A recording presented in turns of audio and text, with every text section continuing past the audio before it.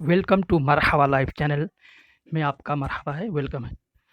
आज मैं जो बातें बताने वाला हूँ कि शादी किसको नहीं करनी चाहिए और किसको करनी चाहिए, और शादी करना फ़र्ज़ है, वाजिब है या सुन्नत है। ये 4-5 बातें बताऊँगा। जैसा कि आप लोगों को पता है कि मेरी वीडियो में, मेरे चैनल पे, मरहबा लाइफ चैनल में मिक्स कंटेंट होती है, हेल्थ, वेल्थ और डीएक्सन कंपनी, खोजाती कंपनी के प्रोडक्ट और मरहबा लाइफ कंपनी के प्रोडक्ट। इन सब के प्रोडक्ट को मैं बेचता भी हूँ और खुद अपनी हाथों से बनाता भी हूँ। मरहबा लाइफ कंपनी का जो प्रोडक्ट है, मैं खुद बनाता हूँ। और इस कंपनी का जो अभी मलहम चल रहा है, 300, 400, 500 रुपए के लोग मँगाते हैं मलहम, और उसमें आरजी-जीएल मिला के फिर अपने ज़ख्म पे, सफ़ेद दाग पे लगाते हैं। डीएक्सन कंपनी का प्रोडक्ट मैं बेचता हूँ, साथ में खोजाती कंपनी के प्रोडक्ट बेचता हूँ। ओके? तो मैं आपको बताने वाला हूँ कि शादी किसको करनी चाहिए। शादी करने के टाइम मुसलमानों में जो बताता हूँ, उसको बोला जाता है, इनके मेहर और नानो नफ़क़ा के साथ क्या आपने कबूल किया? देखिए न, मेहर क्या होती है?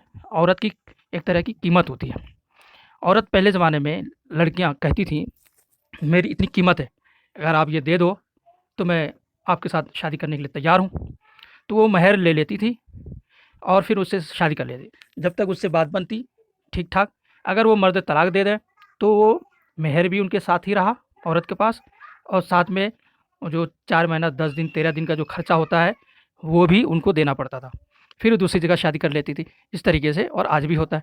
मगर अब मेहर वाली जो बातें हो गई, अब ख़ास करके इंडिया में कोई औरत बोलती नहीं है, और मेहर को बहुत लोग जानते भी नहीं हैं, मेहर क्या होती है, मेहर का असल मकसद क्या होता है, नहीं जानते, बल्कि बताना चाहिए।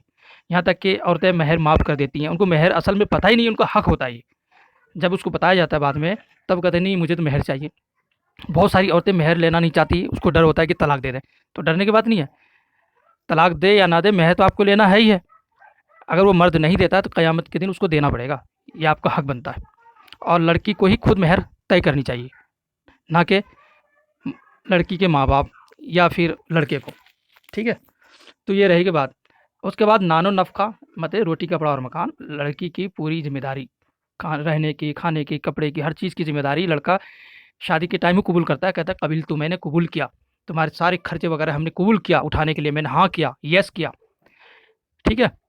अगर उस टाइम वो उठाने के लायक नहीं होता, मेहर भी देने के लायक नहीं होता, और लड़की का पूरा खर्चा पानी नहीं उठा सकता वो बंदा, तो उसके लिए शादी जायज़ नहीं है। अब सोच लीजिए, किसके लिए? उसके लिए।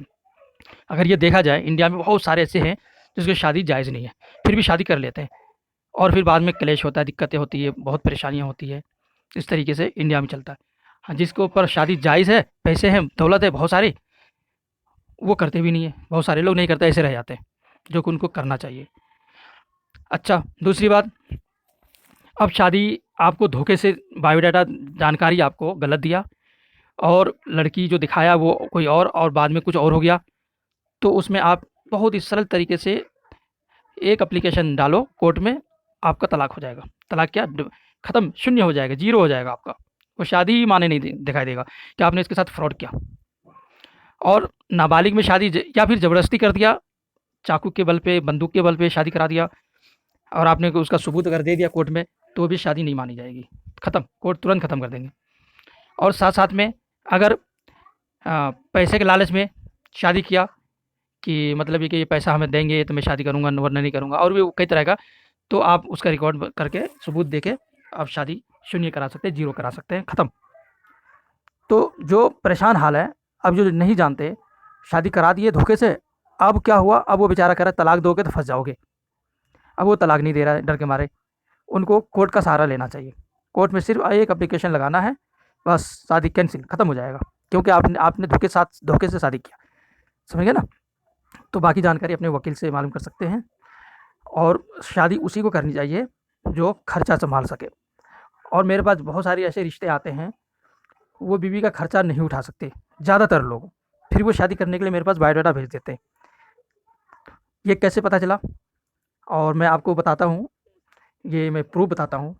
ये प्रूफ़ है, जब वो उससे बोला जाता है कि भाई आप महीने का कितना कमा लेते हो? तो कोई कहता है 25,000, कोई 15,000, कोई 12,000, 5,000, 8,000, 10,000, इस तरीके से। मैं कहता चलो 1 महीने में ₹1100 तुम अपने निकाल के रख दो, तलाश करने के लिए। क्या इतना खर्च कर सकते हो? बाद में भी रोने लग जाता है, यार मेरी इनकम कम है, मेरे तो ये है, मेरे वो है। मैं कहा अभी तो आप बोला 25,000 महीना, तो देखा, पता चल गया ये झूठ बोल रहा था। बहुत सारे लड़के ऐसे हैं जो माँ बाप के बगैर ही मेरे पास फार्म भर देते हैं, भेज देते हैं। जब कहता है माँ बाप से बात कराओ, तो माँ बाप से बात नहीं कराते, रफू चक्कर हो जाते हैं। और बहुत सारे लोग नकली नाम से अपने पास भेजते हैं बायोडाटा। जब उसका आधार कार्ड कोई आईडी प्रूफ मांगता हो तो नहीं देता, वो भी नकली होता है। तो आप सोच लो, जो कहते हैं कि यूट्यूब पर धोखाधड़ी बहुत हो रहा है, तो मैं कहता हूँ वाकई में धोखाधड़ी बहुत हो रहा है। रिश्ता ढूंढने वाले ही ज़्यादा धोखाधड़ी करते हैं।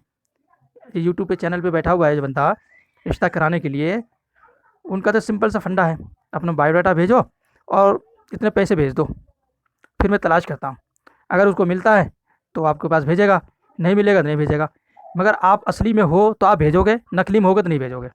ये मेरे पास भी पता चल गया है, बहुत सारे लोग ऐसे हैं जो नकली में थे, और अब मैं नकली असली को पहचान करके मैं आप लोगों के सामने रखता हूँ कि मैं आईडी प्रूफ मांगता हूँ, जिस नाम का वो भेजा है उस नाम का आईडी प्रूफ।